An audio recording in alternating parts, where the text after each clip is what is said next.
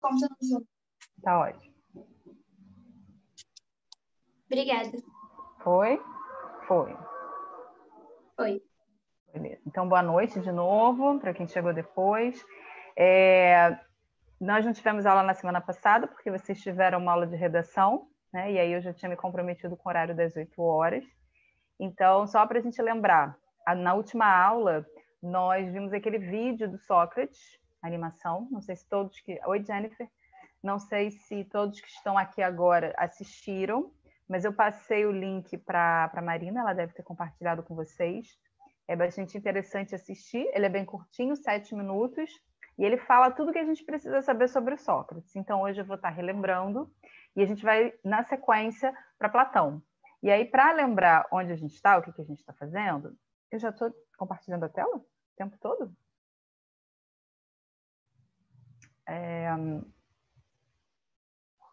Peraí. Então, acho que sim. Estava compartilhando aqui meu Instagram. Cadê aqui mesmo?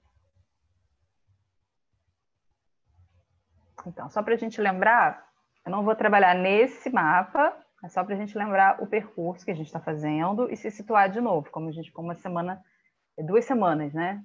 Sem nos vermos. Então, nós falamos na última aula sobre o contexto democrático ateniense, certo? Que surge ali em Atenas, esse ideal, todos os pilares mais básicos do que a gente vai entender como democracia hoje surge lá, com a diferença de que lá a participação do cidadão era direta, e eu estou falando isso porque já caiu questão sobre isso, então é bom relembrar e sempre frisar, né, as diferenças das democracias entre a que nós vivemos hoje, principalmente aqui no Brasil,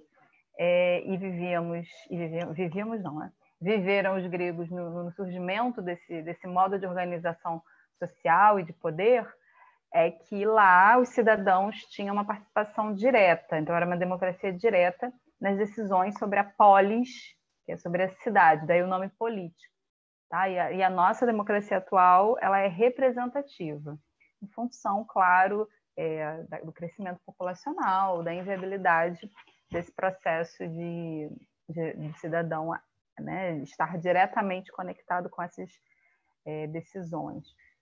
Bom, e aí esse contexto ele traz para a gente o período que a gente chama de clássico humanista na filosofia. Nós estávamos no início da filosofia, falando sobre a natureza, né, e o ser. Então, os primeiros filósofos vão colocar a natureza como um foco de curiosidade, de investigação, de questionamento e de teorias, né? A gente vai sair do mito para a construção de teorias, de hipóteses, de argumentação, e pensamentos diferentes vão surgir, o que antes não acontecia. Quando a gente tem a determinação de uma narrativa mítica ou às vezes religiosa, normalmente não há abertura para outras possibilidades de responder perguntas, como a primeira pergunta dos filósofos sobre qual a origem de tudo da natureza, do universo, né? Então, quando surge a filosofia, ou seja, quando surge o pensamento racional, abre-se a porta da gente poder investigar e pensar várias hipóteses. E desse lugar que se abre, dessa porta que se abre, inclusive, vai ser desenvolvida a nossa ciência, né? Aos pouquinhos, até chegar, muito caminho, muito chão pela frente, até chegar na ciência como nós entendemos e conhecemos hoje. Muito bem, então lá nós falamos sobre a physis, nós não. Eles falavam sobre a physis, sobre a natureza, e depois, dando um passinho acima do pensamento mais abstrato, eles vão falar sobre o ser, que seria a essência última da realidade, o que estaria por trás, se tem algo por trás, e o que é que está por trás dessa natureza, dessa multiplicidade, né, dessa mudança e transformação constante que é o mundo, que é a natureza. E isso eles chamaram de ser. E aí, nesse contexto aqui, que é o contexto democrático, o contexto onde o ser humano começa a ter... O ser humano que está pensando, né, que está podendo pensar, digamos assim, uma elite ali, que vai começar a se preocupar com questões propriamente humanas. Então, daí o período clássico humanista. Humanista porque o homem está no centro, certo? Então, questões relativas ao ser humano, a sua organização em sociedade, ao que é a própria racionalidade, ou seja, a alma, como eles chamavam, tudo isso, e as próprias paixões humanas. Paixões não é paixão de estar apaixonado aqui, paixão de estar apaixonado é uma das paixões, porque paixões serão tudo aquilo que não é racional em nós, incluindo os instintos, as emoções, o que a gente pode chamar de sentimentos, tá? As sensações, as percepções que a gente tem de imediato do mundo. Então, tudo isso vai ser chamado de paixões. Isso também vai ser objeto de investigação, de curiosidade, tá? E aí, nessa imagem, nós temos aqui esses dois, que eu já tinha mostrado para vocês, que são Platão, aqui, Aristóteles aqui, Aristóteles, discípulo de Platão, os dois grandes... Oi, querido, pergunte, diga. Para mim não está sendo compartilhado a não? Tela. Não. Ué, então peraí. Para mim também não está compartilhando a sua tela, não. Que aqui está no verde, está verde. Peraí. Ainda bem que vocês avisaram, senão eu ia ficar aqui o tempo todo. Peraí. Já tá indo. Agora, foi? Foi? Agora foi. Ah, desculpa, gente. Ainda bem que vocês avisaram. Vamos lá. Ficar ouvindo sem visualizar, ninguém merece nesse modo remoto. Vamos lá. Então, aqui, ó, tá? Eu estava aqui, democracia, fui aqui para o período clássico, estava nessa figura, nessa imagem aqui, tá bom? Platão aqui, Aristóteles aqui, ambos, os dois, pensadores muito importantes, que a gente diz que são a base de todo o pensamento que a gente chama de ocidental, mesmo que a gente não tenha a mínima consciência disso, eles estão lá na base do que a gente acabou chamando de uma forma de pensar, de ver o mundo, de organizar o mundo, chamada ocidental, né? E aqui tem uma imagem que nós vamos estudar hoje, se o tempo deixar, se eu conseguir andar no meu cronômetro. Nós vamos conhecer, para quem não conhece, a alegoria da caverna, que é muito importante para entender o pensamento filosófico, e muito importante também para fazer algumas questões do Enem, tá? Então, hoje nós ficaremos aqui, ok? Vamos até Platão, essa é a meta. Então, vamos lá. E eu mandei esse material, o material que eu vou usar, mandei também, não sei se vocês receberam, se conseguiram já dar uma olhada. Beleza? Então, vamos lá. Estão vendo a outra que eu acabei de colocar? Sim. Sim. Sim. Tá, Renata, só antes de você continuar, eu vou precisar sair, mas qualquer coisa é só chamar no WhatsApp, tá bem? Tá bom, tá ótimo. Obrigada. E quando acabar também a gravação já fica salva. Daí é só fechar o link, tá bem? Assim, quando acabar a aula vai entrar outro professor, né? Hoje não. Daí você pode fechar.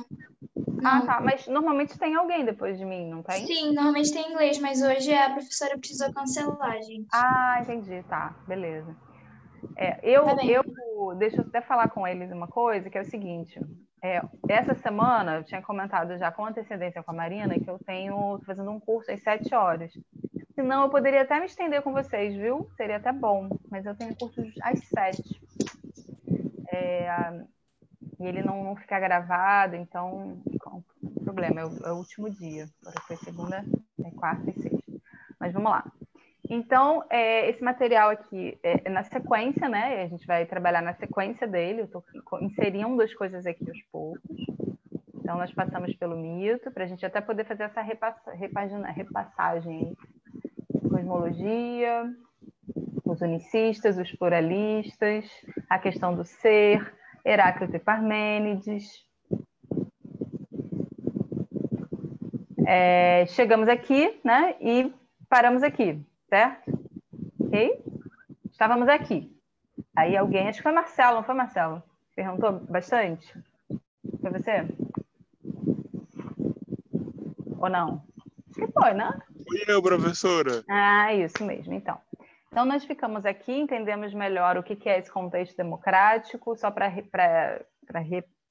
repassar aqui. Então, a gente tem a Ágora, que é essa praça pública onde aconteciam os debates, entre os cidadãos, lembrando que nem todos não, de 10 a 15% só da população, né, um pouquinho da população, uma parte, poderia ser cidadão, né, atingir esse lugar de poder participar da vida pública.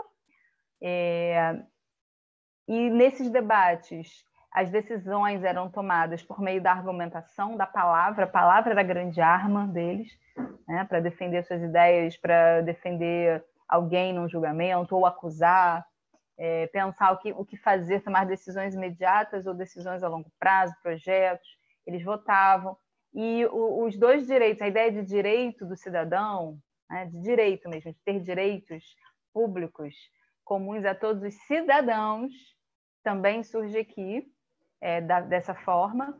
E os básicos, os principais, eram a isonomia e a isegoria. Iso de igual, então igual, igualdade perante a lei, isonomia, nomia, nomos, regras, leis, e isegoria, igualdade do direito de fala, aqui na Ágora, nas assembleias, certo? Então, e eles utilizavam do voto para tomar as decisões finais. A ideia de espaço público também surge aqui, tá?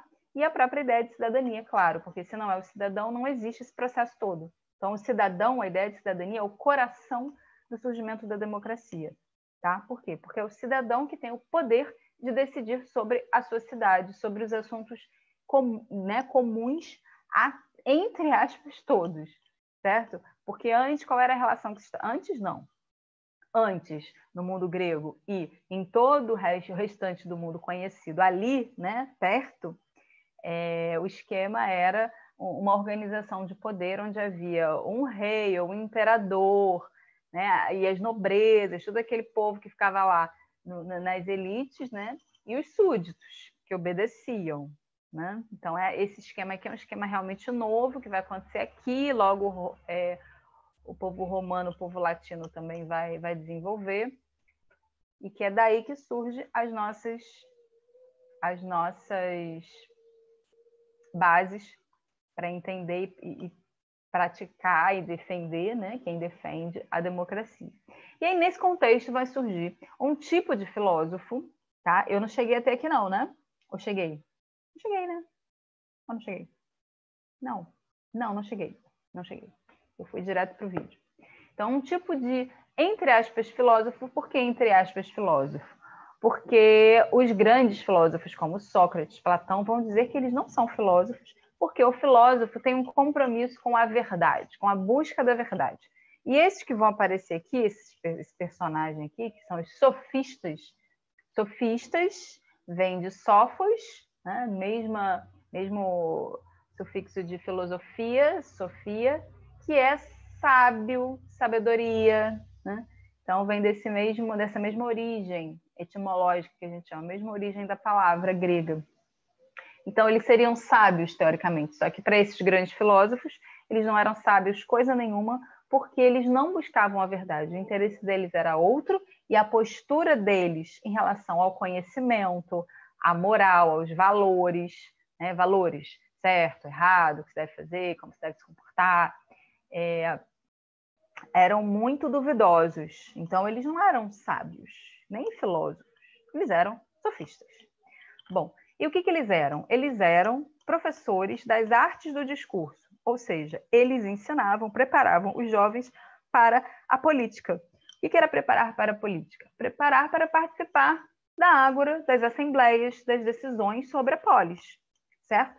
E eles preparavam quem tinha dinheiro, tá? Eles eram pagavam para esses professores, que também participavam, que também eram cidadãos, para quando eram da própria cidade, porque eles viajavam também, davam aulas, digamos assim, atendiam a os jovens homens de outras cidades, e eles não participavam, porque eles não eram cidadãos, né?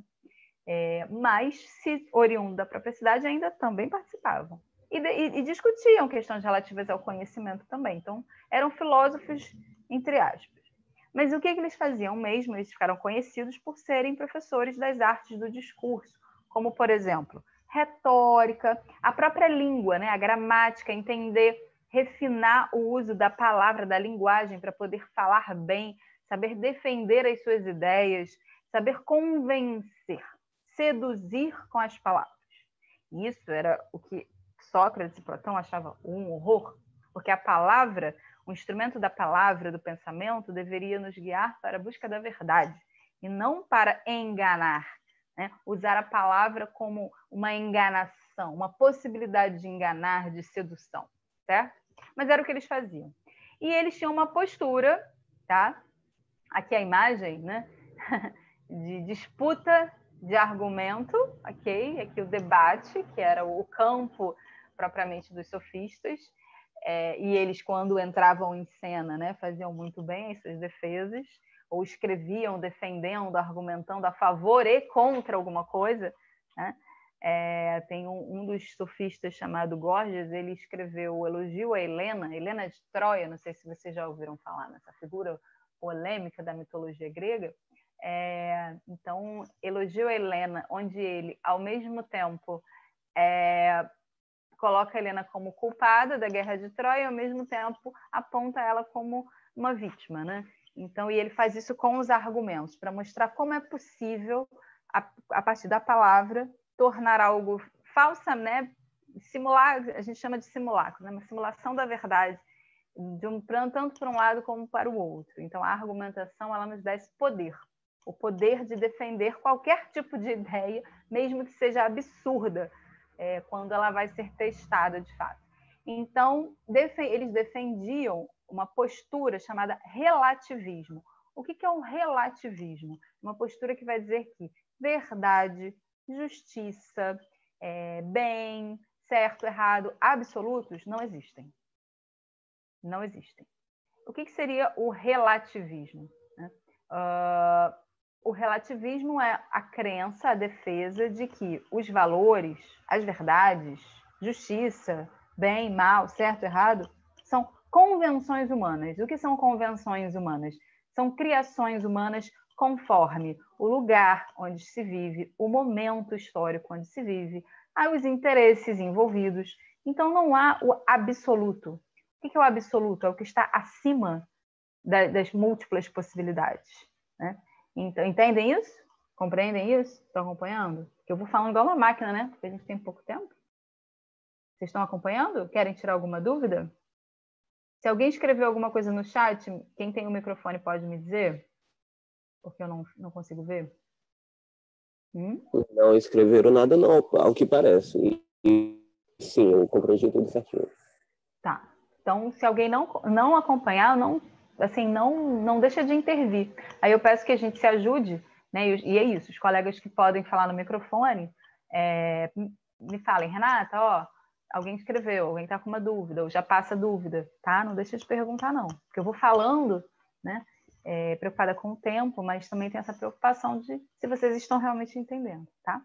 Então, o homem, ele vai criar...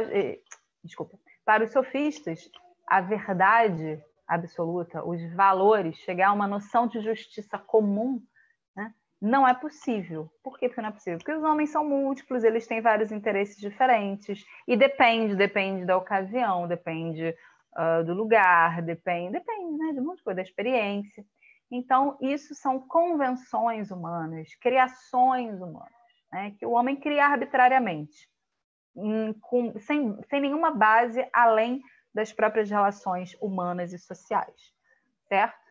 E com isso, então, já que a verdade, por exemplo, a noção de justiça, por exemplo, são convenções humanas, então que nós aprendamos a defender as nossas ideias sobre justiça, sobre o que é justo, sobre o que é injusto, sobre o que é certo ou errado, e sobre o que é verdadeiro, sobre o que é falso, tá? Muito bem. Aí, peraí, deixa eu passar assim, porque ele às vezes pula, tá certo. Aí, nesse contexto, nesse mesmo contexto, vem Sócrates. Então, quem viu, quem não viu, vou sugerir que veja, vou repetir. É bem curtinho, é de 7 minutos. Eu não vou recontar aqui biograficamente o Sócrates, senão a gente vai, né, ocupar um espaço que já foi ocupado. Mas Sócrates, que não era originalmente um filósofo desde sempre, ele se tornou, digamos assim, um filósofo, mas na maturidade, quando segundo quem fala sobre ele, porque ele não deixou nada escrito, tá? Então, segundo os seus discípulos, alguns que restaram das obras desses discípulos que nos restaram, que nós temos acesso hoje, ele ouviu uma voz interior, que ele chamou de daimon, que na tradução é traduzido como demônio, né? Mas o daimon é uma voz interior que faz com que ele comece a ser um buscador da verdade, né? E comece a questionar, inclusive, suas próprias verdades, crenças, e que impele ele a fazer a atividade que ele vai vir a fazer, que é sair por aí pela praça pública, questionando, perguntando, né, para interlocutores de todas as idades, mas de jovem, né? Jovens, velhos, pobres, pessoas da elite, pessoas importantes, públicas ali de Atenas, fazendo algumas perguntas que incomodavam bastante, né? Mas o Sócrates, ele tinha uma questão com os sofistas, ele tinha um ranço filosófico e um ranço moral com os sofistas, por tudo isso que eu falei para vocês, porque Sócrates era um buscador da verdade. E ele era contra, né, esse sinal aqui, de versus, é um sinal de oposição ao relativismo. Então, Sócrates vai, né, no centro aqui, tá, a pergunta o que é, ele saía por aí perguntando, fazendo perguntas sobre o que é, mas ele estava interessado em investigar a sua alma. O que era alma? Os pensamentos, a sede da nossa racionalidade, o que faz a gente pensar. Então, para ele, a gente precisa, para alcançar uma libertação, a gente precisa buscar a verdade. Para buscar a verdade, a gente tem que buscar o autoconhecimento. O que é o autoconhecimento? Não é o autoconhecimento tal como nós entendemos hoje, assim, literalmente, né? Tinha a ver com se conhecer, mas conhecer os nossos pensamentos. O que nós pensamos sobre a vida, sobre nós, como nos enxergamos, mas nessa coisa mais racional, entendeu? E para isso é preciso se perguntar aquilo que nunca se perguntou. E ele fazia esse trabalho, né, de provocar que as pessoas se pensassem sobre o que elas pensavam até então, para chegar no estágio que ele chegou, que fez dele, segundo o oráculo lá, né, o mais sábio dos homens, que era reconhecer a própria ignorância, que é o só sei que nada sei. O que é reconhecer a própria ignorância? É se reconhecer burro? Não tem a ver com burrice, tem a ver com não saber, com desconhecer.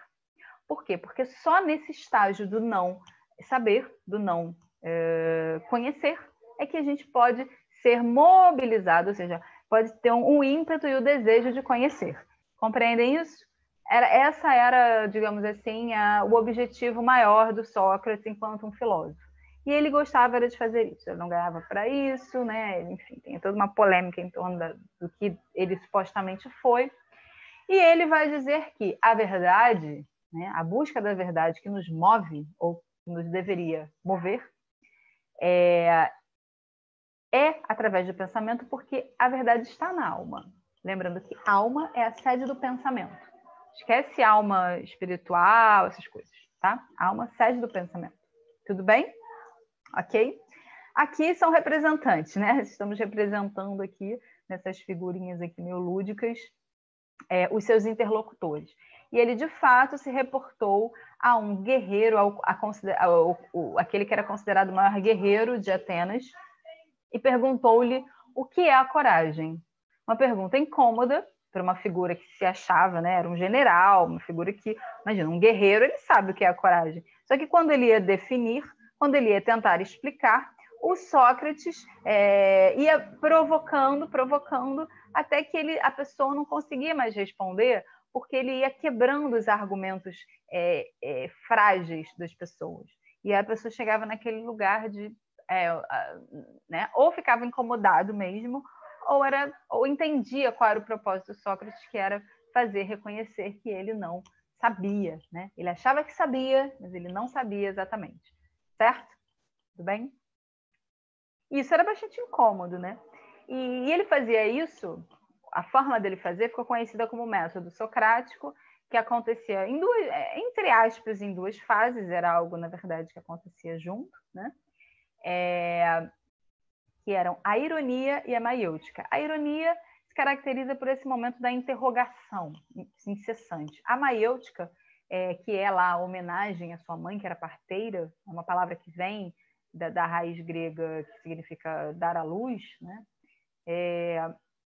Que significaria o parto das ideias. Lembrando, a verdade está na alma, é só a gente, né, fazê-la nascer de dentro da nossa alma, ok?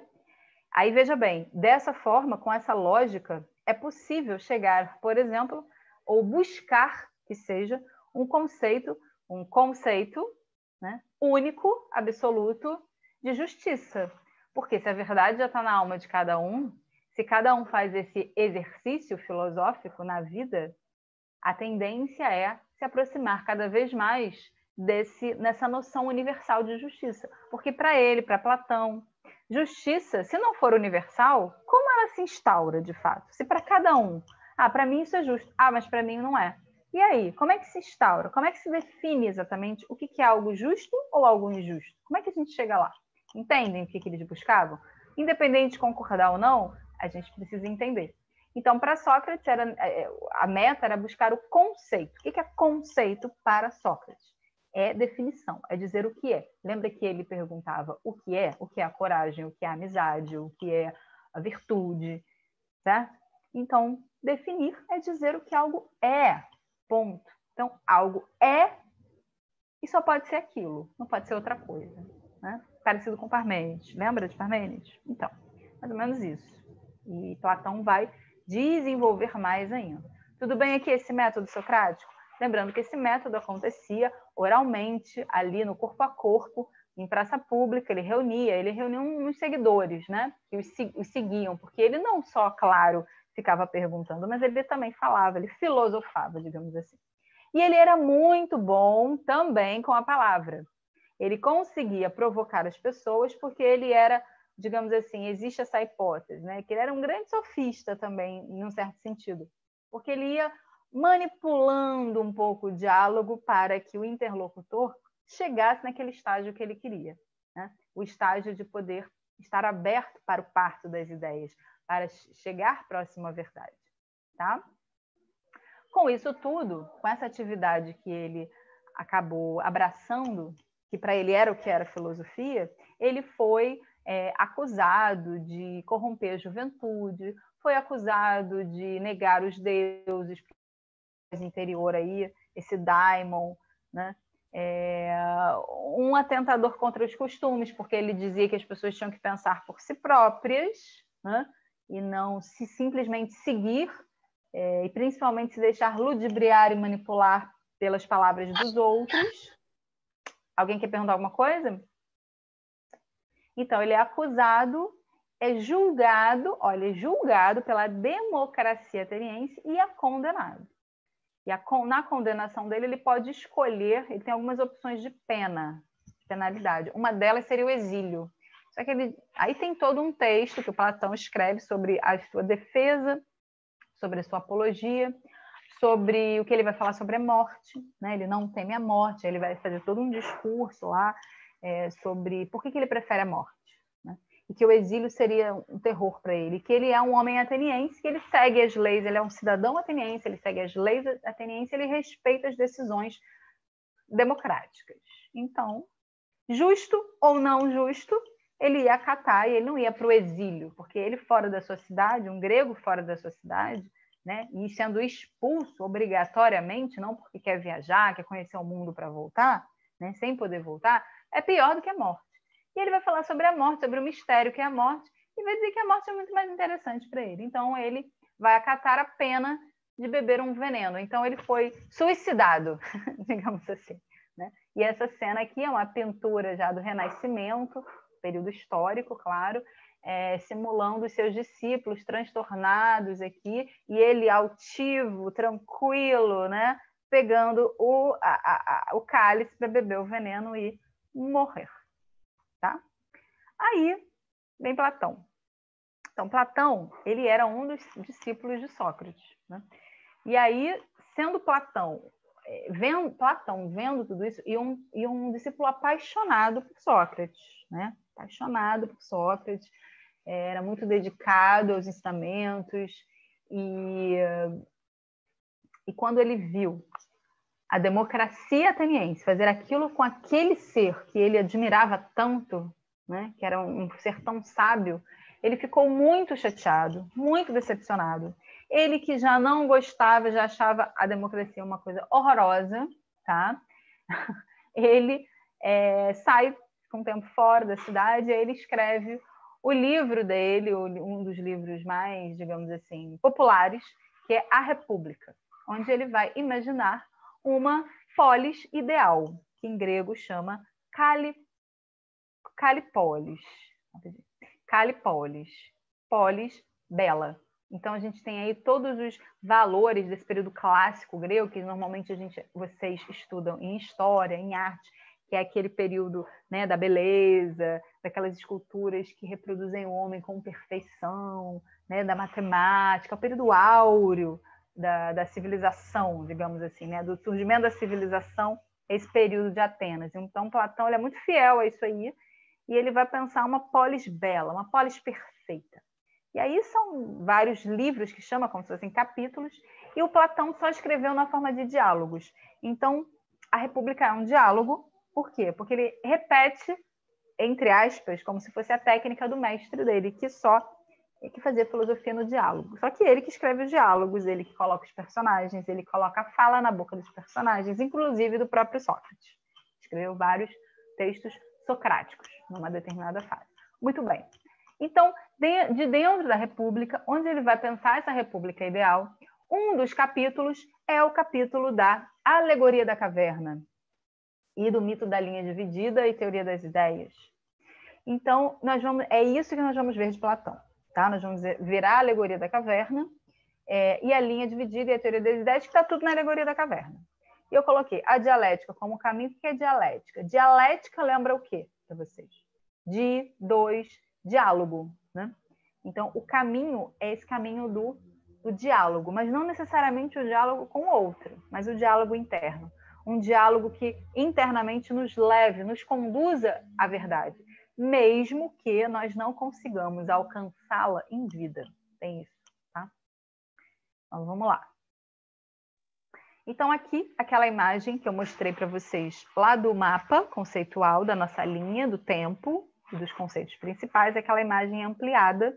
Aqui, Aristóteles, né, apontando um gesto para baixo e Platão apontando o dedo. Quando eu tirei o fundo, o dedo sumiu. Eu não sabia colocar um dedo falso ali. Eu não tenho essas habilidades.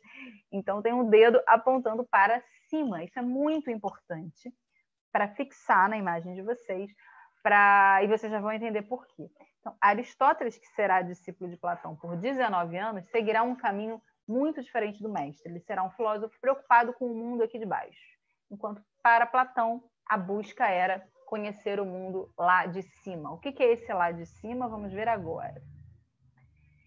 Antes, eu vou fazer o contrário com vocês. Eu vou explicar o mais difícil para ir para o mais fácil. Então, ele usava muito mito, mais do que mitos, né? Ele chama de mito, alegoria. Alegorias. Né? O que são alegorias? Peraí. Alegorias são como se fossem metáforas, imagens, para facilitar o entendimento. Então, ele falava da teoria, mas ele usava também imagem. Tá? Então, a alegoria da caverna, na verdade, é uma imagem para isso aqui, para ficar mais fácil de entender. O que é isso aqui? Linha dividida e teoria das ideias. Essa linha é uma linha que divide. Divide o quê? Divide o que ele vai chamar de dois mundos. Eu esqueci de botar o nome dos mundos. Acabei de ver isso. Eu fiz isso já tem 2 semanas, mas eu boto depois. 2 mundos, que ele chamava de 2 mundos. O mundo de baixo, ou seja, o mundo inferior, lembra de apontar para cima? Então, o Platão ele era um filósofo que pensava sempre de baixo para cima. Tudo que ele pensava era de baixo para cima e tinha uma ascensão. Tá? Então, o que é o mundo de baixo? O mundo de baixo é o mundo do corpo, dos sentidos, 5 sentidos, da matéria, do concreto, né? Que ele vai dizer das cópias imperfeitas. Cópias de onde? Vamos ver. A materialidade, a temporalidade, o tempo, onde as coisas, né, acontecem, logo mudam, então a mudança. Só que isso aqui, para ele, é um mundo muito complicado a gente encontrar a verdade exatamente Porque as coisas mudam o tempo todo, não dá para você entender, né, conhecer a verdade. Então, ele vai dizer que a verdade está num outro lugar, num outro plano, digamos assim, né, outro mundo, que é esse de cima. Que mundo é esse? É o mundo da alma. Aqui é o mundo do corpo, dos sentidos, da matéria. Aqui é o corpo da alma, da razão. Então, esse mundo, na verdade, ele não está em nenhum lugar fora do homem, não. Ele está dentro. Ele está aqui dentro, tá? Só que essa alma, ela tem ela acopla no corpo, mas são coisas separadas, tá? Para Platão.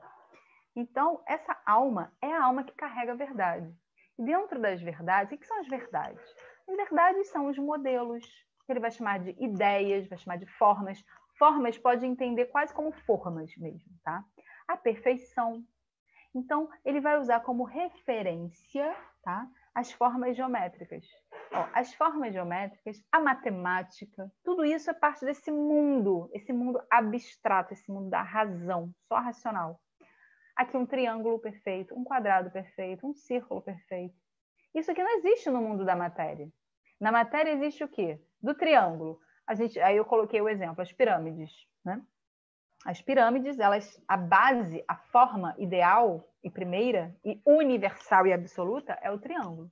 E aqui a gente acaba construindo vários tipos de matéria, né, que tem a forma tem a forma do triângulo, mas não é perfeita. Ela é imperfeita, ela está sujeita ao tempo, à destruição, à mudança. Da mesma forma, esse quadrado perfeito, né, gera a possibilidade da existência de um cubo, de uma caixa, enfim. E a mesma coisa aqui, tá? Então, isso aqui é para ilustrar que, para ele, a realidade é dividida e a realidade real, a verdade, não está nesse mundo. Aqui a gente só tem cópias imperfeitas de um mundo perfeito que habitaria no intelecto, na alma, que ele vai chamar de razão. Daí, né? O que seria a dialética, o exercício dialético? Seria o exercício filosófico da gente tentar sair desse mundo de baixo, inferior, e ascender, subir, né, digamos assim, para esse mundo da alma, da razão, do questionamento, do pensamento, onde estão os modelos, as formas, as ideias com I maiúsculo, que, na verdade, é como se elas viessem primeiro, né? E são mais importantes, porque elas são verdadeiras, e não tem nada de verdadeiro aqui embaixo. Então, esse mundo tem que ser buscado, é o mundo da razão, o mundo da filosofia mesmo. E é através da filosofia que se ruma, não é que você encontra em vida, não. Tá? Para ele, na verdade, a morte, assim como Sócrates, é uma libertação. Que aí a alma pode lembrar, como ela já tem a verdade toda, aí ela consegue lembrar quando ela se desconecta do corpo. Tá? Então, aqui embaixo, no que diz respeito ao conhecimento, o que tem aqui embaixo? As opiniões, que para o grego chamava doxa. O que é uma opinião? Opinião é uma coisa que a gente forma sobre o mundo, sobre a vida, às vezes sobre nós mesmos, e que não tem um embasamento mais profundo, né? É sempre meio superficial.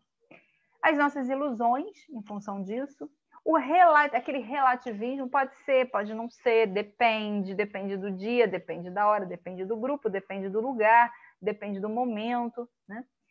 E que, sinteticamente, ou seja, resumidamente, a gente pode falar que é o mundo do senso comum, que é um senso, mais ou menos, todo mundo pensa mais ou menos igual, determinados grupos, e a vida vai vivendo, e um vai passando conhecimento para o outro. E o senso comum é aquele estágio que é necessário para viver. Como é que a gente poderia viver só de verdades, de busca de verdade? A gente ficaria louco, né? A gente fica. A gente precisa do senso comum, a gente precisa dos conhecimentos básicos, e o senso comum, às vezes, corresponde à verdade. Às vezes não, às vezes sim, né? Mas, dentro do mundo da filosofia, da busca pelo conhecimento verdadeiro, da busca por sair desse lugar de conforto que é as nossas ilusões, as nossas crenças, né? Crenças não é no sentido religioso. É também, se for o caso, mas é crença tudo que a gente crê. A gente pode crer, sei lá, em coisas que não tem nada a ver com... A gente pode crer cegamente, no poder de um determinado conhecimento, né? Então, entendem? Estão acompanhando o raciocínio? Então, para ele, a filosofia é um exercício de sair daqui rumo à verdade. E aí você tem um ganho. Mesmo que você não chegue na verdade, você tem um ganho, né? Você sobe, digamos assim, tá? Assim. E o que faz com que esse mundo gere esse tipo de conhecimento, que é um conhecimento de doxa, de senso comum, é o corpo. Porque como é que a gente conhece por meio do corpo as coisas? Por meio dos sentidos. E os sentidos, nossos 5 sentidos, podem nos enganar. Eles nos enganam. Eles nos dão conhecimentos que, na grande maioria, são conhecimentos de aparência, né? Enquanto a essência das coisas, para ele, está em outro lugar. Tá? Então, só a alma, o raciocínio, a razão, é capaz de nos aproximar da verdade. Certo? Aí, eu disse que eu ia do difícil para o fácil, né? Então, a alegoria da caverna, na verdade, é uma imagem que ele cria para explicar aquilo lá. O que é a alegoria da caverna? Alguém já conhece? Alguém sabe? Alguém já aprendeu no passado aí? Alegoria da caverna? Conhecem? Sim. Sim? Ah, maravilha. Todos? Sim? Não. Bom, vamos lá. Então, o que é uma alegoria? Uma alegoria como uma metáfora, uma imagem. Aqui, no caso, imagens para traduzir, como se fosse uma tradução da teoria das ideias e da linha dividida, certo? E eu, se eu não me engano, eu coloquei 2 imagens. Ah, não. A outra eu baixei, mas não... Enfim, fica essa aqui mesmo. É porque aquela outra que está no mapa conceitual é a que eu costumo usar. Mas eu encontrei essa e achei boa. Eu vou dizer por que algumas imagens não são boas, que estão por aí, pela internet, até livro didático. Bom, então aqui o que a gente tem? Eu disse que era um diálogo, né? Então a alegoria da caverna é um diálogo onde Sócrates é o personagem principal que vai conduzir o raciocínio, e ele começa assim: imagine, ele vai falar sobre a natureza, a busca do conhecimento, a natureza do conhecimento. Imagina uma morada subterrânea, ou seja, uma morada subterrânea ela tem que estar embaixo da terra. Alguns livros didáticos colocam a caverna assim, né? Aqui está a elevação, aí a caverna entra aqui. Não pode. Ela tem que ser subterrânea para quê? Para simular a subida. Lembra da subida? A subida rumo à verdade. A subida rumo ao mundo real. Né? Certo? Então, tem que ter essa subida. Então, imagine uma morada subterrânea e aí imagine tudo que eu vou falar aqui. Imagine prisioneiros que desde a infância vivem aqui, né? Sentados, acorrentados em várias partes do corpo, de modo que eles não conseguem se mover. Isso aqui não é algo que aconteceu, tá, gente? É uma alegoria, é uma imagem que ele cria livremente. Eles viveriam acorrentados desde a infância, de frente para o fundo da caverna, ok? Com uma luz que entra lá de fora, né? A luz durante o dia entra de fora, e uma fogueira dentro. E eles estão encostados num muro, e atrás desse muro temos homens livres, podem ver que eles são livres, segurando uma espécie de marionete. Cópias, né, de coisas reais, como um vaso, um cavalo, né, um pássaro. Não são reais, eles já são cópias. E eles seguram aqui, ao que parece, propositalmente. Por quê? Quando a luz, isso é física, quando a luz incide sobre os objetos, tem um fundo lá no fundo, tem um fundo, né, uma parede, um anteparo, digamos assim, vai projetar o quê? Sombras. Esses prisioneiros que estão aqui, eles não sabem o que está por trás. Eles não sabem a causa disso que eles estão vendo aqui na frente, que são sombras. Então, eles sequer sabem que isso aqui são sombras. A gente sabe o que é sombra, porque a gente sabe né, que é um efeito de alguma coisa. E eles olham para cá e para eles, isso aqui é real. Essas sombras são reais. É o que eles veem com os olhos, e eles não conhecem nada. Né? Eles são ignorantes em relação à causa disso aí que está na parede. Então, eles tomam esse cavalo, por exemplo, como um cavalo real. Certo? Tudo bem? Só que um deles vai se libertar. Ele não diz como, mas ele consegue se libertar das correntes. E aí, claro, ele fica receoso, porque aí ele consegue ver o que está por trás. e ele tem um espanto, um trauma, né, como a gente diz em filosofia, ele se espanta, e mesmo receoso, ele vai em busca de mais, ele quer entender mais, então ele vê os homens, ele vê a fogueira, ele vê a saída e ele vai. Quando ele vai chegando aqui, né, aqui tem, não sei se dá para ver, mas tem um incômodozinho com a luz, porque é muita luz, ele viveu a vida inteira numa caverna com pouca luz, é tudo simbólico, né? Pouca luz, vendo sem luz, sombras, só aquela luzinha que entra ali. Então ele se incomoda, ele precisa esperar anoitecer, quando ele chega aqui em cima, para ir acompanhando a luz do dia chegando para ver as coisas. E aí ele vê o mundo lá fora, ele vê o mundo real, ele vê os objetos reais, né? E aí ele entende que o que ele viveu ali embaixo era um mundo de ilusão, né? De ilusão. E aí ele volta, tem o final da história que ele volta e tenta falar sobre a experiência dele com seus amigos e libertá-los. Eles não querem, acusam ele de louco. É mais ou menos a reprodução, inclusive, da história de Sócrates, né?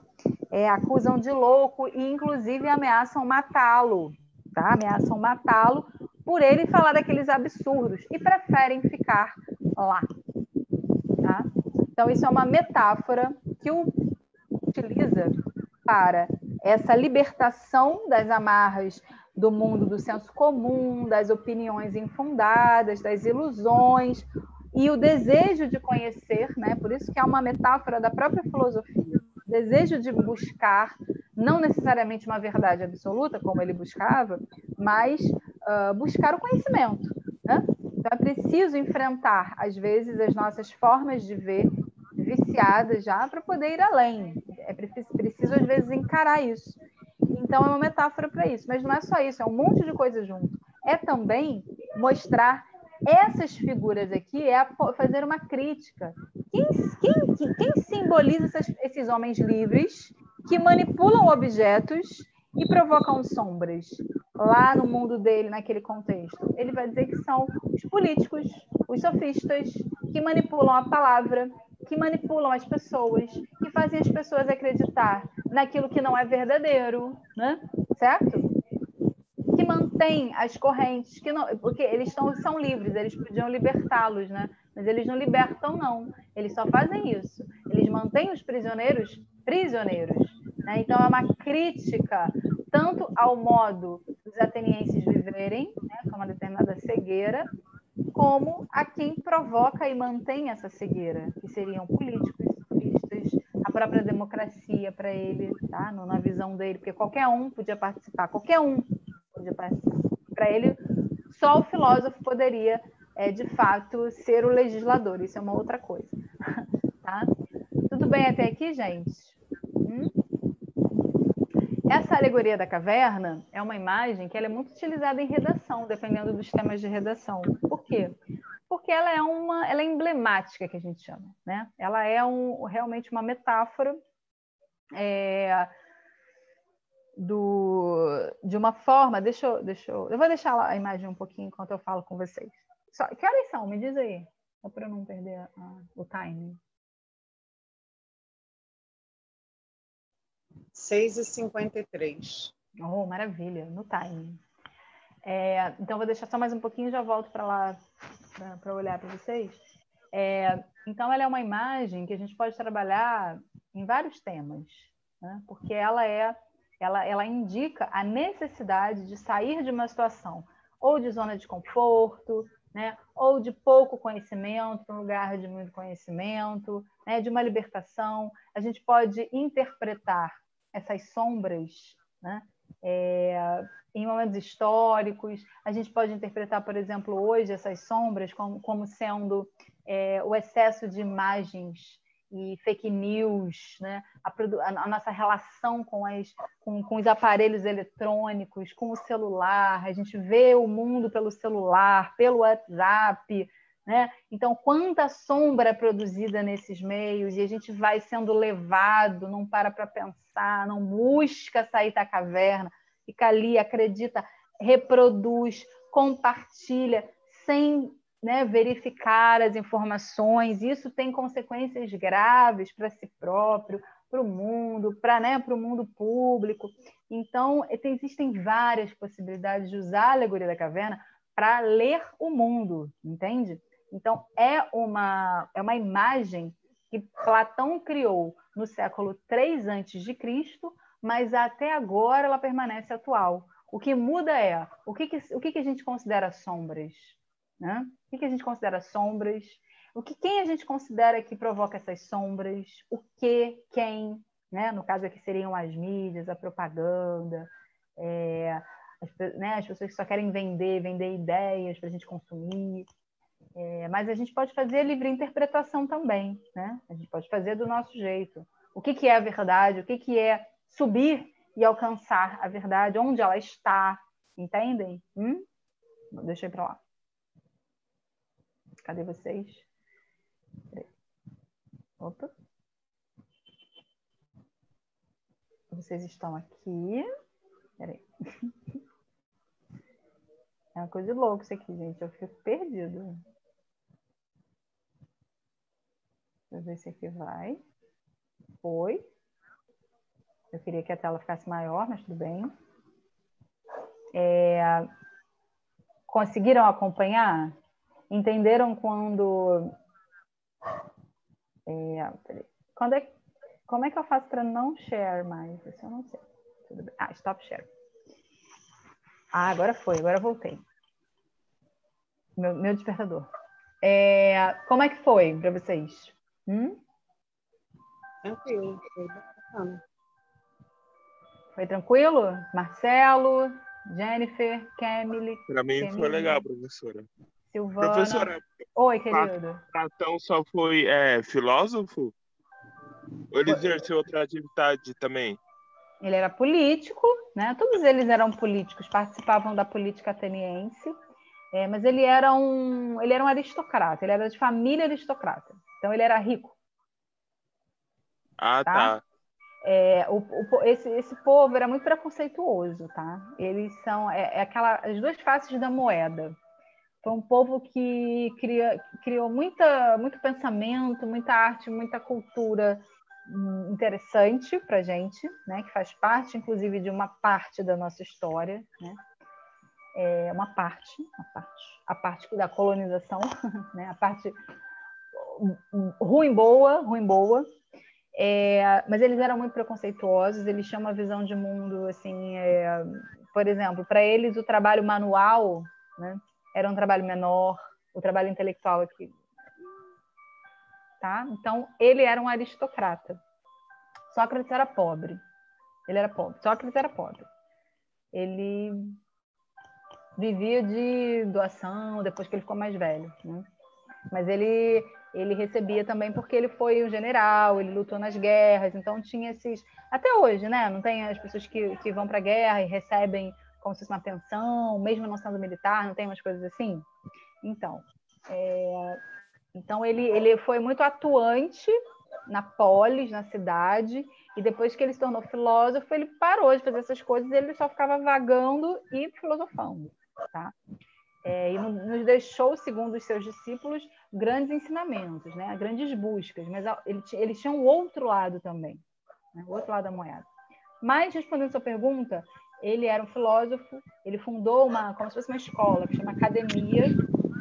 Essa palavra academia vem daí, Platão fundou, né? Virou academia de ginástica, imagina. Mas era academia de pensamento, de filosofia, de estudos, tá? Platão tinha uma visão sobre política que vem ali do mesmo lugar da alegoria da caverna. De repente eu falo um pouquinho semana que vem, porque nunca caiu isso no Enem, eu estou tentando focar nas coisas que caem, entendeu? Uma visão super polêmica de como ele via que a sociedade tinha que ser criada, tinha que ser organizada politicamente, tá? Mas é isso, a gente precisa ficar com o que é bom, né? Não esquecer que também tinha coisas que não eram bacanas, e pensar pragmaticamente. Esses caras caem no Enem, que é o acesso que a gente tem aí para poder sair da caverna, né? Não? Em algum Então a gente precisa deles. Mas a alegoria da caverna, independente do Platão, é uma imagem muito boa para a gente levar para a vida. todos os sentidos. Alguém quer falar mais alguma coisa? Meu despertador tá um saco, eu sei que ele tá tão longe, eu não quero sair daqui. Alguém quer perguntar alguma coisa, falar alguma coisa? Tá tudo certo?